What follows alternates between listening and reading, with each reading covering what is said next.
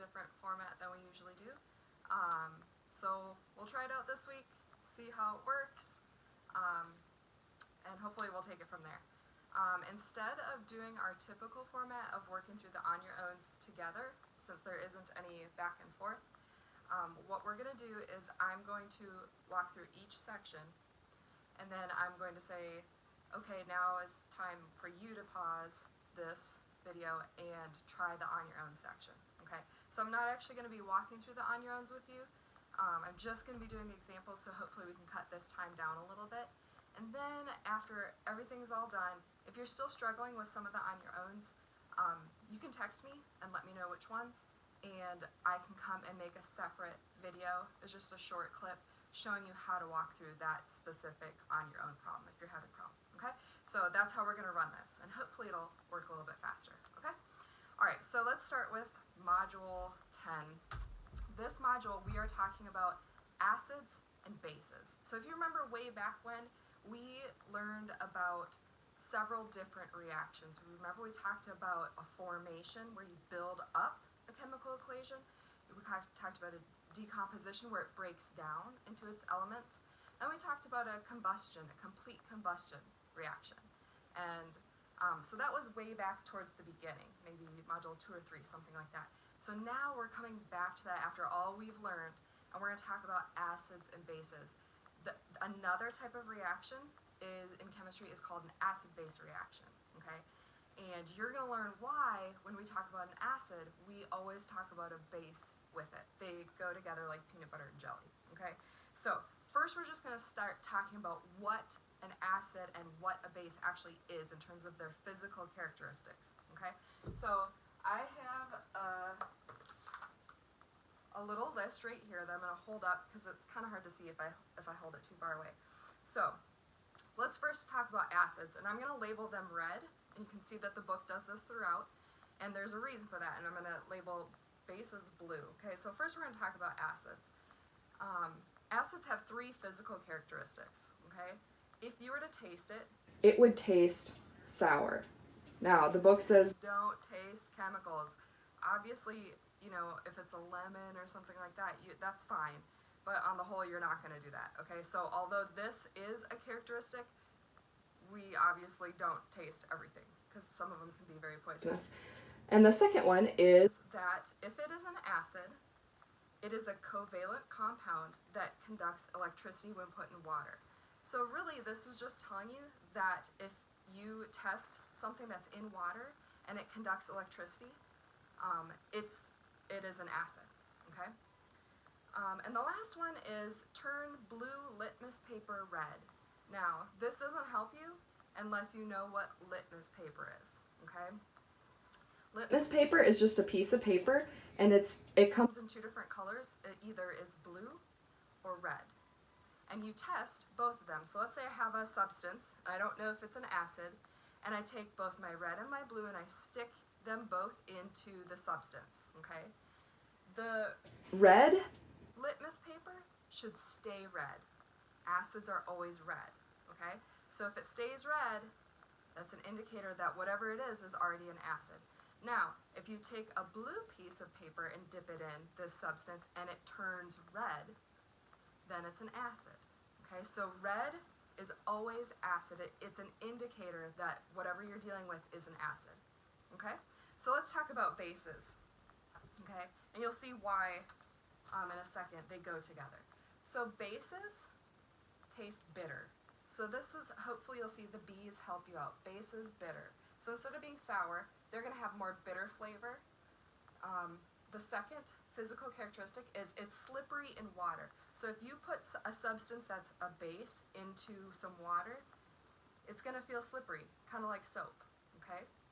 The third one says it turns red litmus paper blue. So let's say I have a substance that I think is a base, but I'm not sure. So I'm going to take my 2 pieces of litmus paper, one's blue and one's red, and if I dip the blue one in this substance and it stays blue, I know it's a base. Same thing, if I stick that red one in there, it's going to turn blue because it's a base. So bases are blue, okay? Acids red, base is blue. Whatever the final outcome is of that litmus, that's how you can tell what it is. Okay, we're going to talk about this at the end of the module a little bit too. Okay, ignore the purple down here for right now. We're going to come back to that in just a second. Alright, so they have you do an experiment. You can do this if you want. Basically, you're just taking common household items like vinegar, ammonia, orange juice, toilet cleaner, drain cleaner, maybe bar soap that you would use with your hands or in a shower. And you're just, if you have litmus paper, which you probably don't, but if you do, it's kind of fun.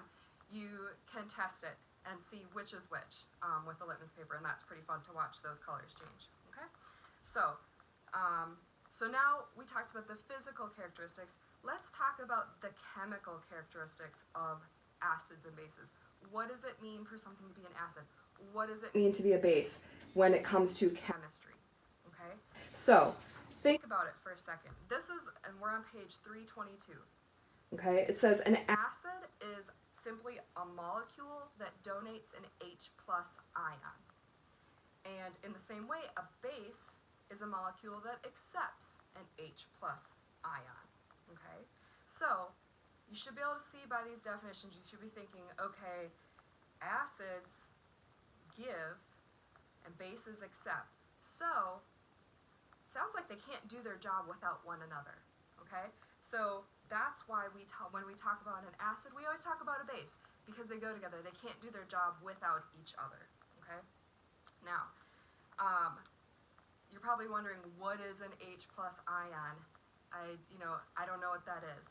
So it doesn't help you much unless you know what that is. So keep in mind, if I have a hydrogen atom, okay, remember, it has that one electron, okay, on the outside. And it can choose to give that away, okay? So if it gives it away, it doesn't have any more electrons, right? And it becomes positively charged, okay? So this is just showing us a hydrogen atom that has given away its one valence electron and now has a positive charge on it, okay? So that's what's sitting there, okay? Keep in mind, the acids, we call them H+, donating H+. You might also hear proton donor, because keep in mind, once you get rid of that valence electron, what's left in that atom? There's only one thing left, and it's that proton. So if you remember where we had the nucleus inside, right here, say I have this, and I had that one valence electron. If I get rid of it, if I give it away, the only thing that's left is that proton, which is positive. Remember, that's positive, and this was negative. So all I'm left with is a proton that's positive. Okay, that's where we get that from. So sometimes they're called proton donors or proton acceptors. It's the same language, so don't get confused. Really, you're just understanding that all that this has left is one proton that it's giving. Okay? Alright, so let's talk about, let's say I have an HCl and an H2O. So this is going to be the basis of this. Okay? So I'm on page 232 right now. So if I have my hydrogen, you can see that it's going to bond with the chlorine, and it's going to share that one electron, okay? And over here, I've got my oxygens. Let me move on this. Hey, Noah, can you come grab the dog and put her up?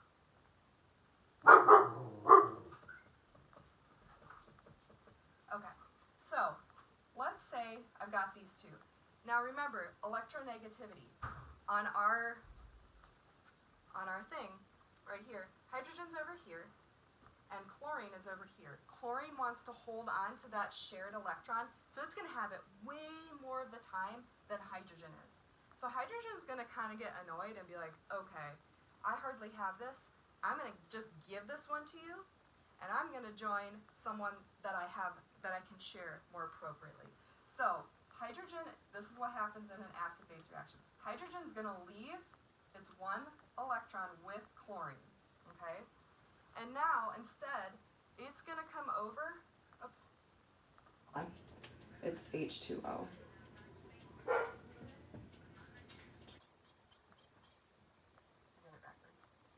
All right, so here I've got this, and I've got my two unbonded pairs. So the hydrogen that was over here is just going to come over alongside the oxygen and bond right there, because it's going to have the extra electrons more of the time, okay?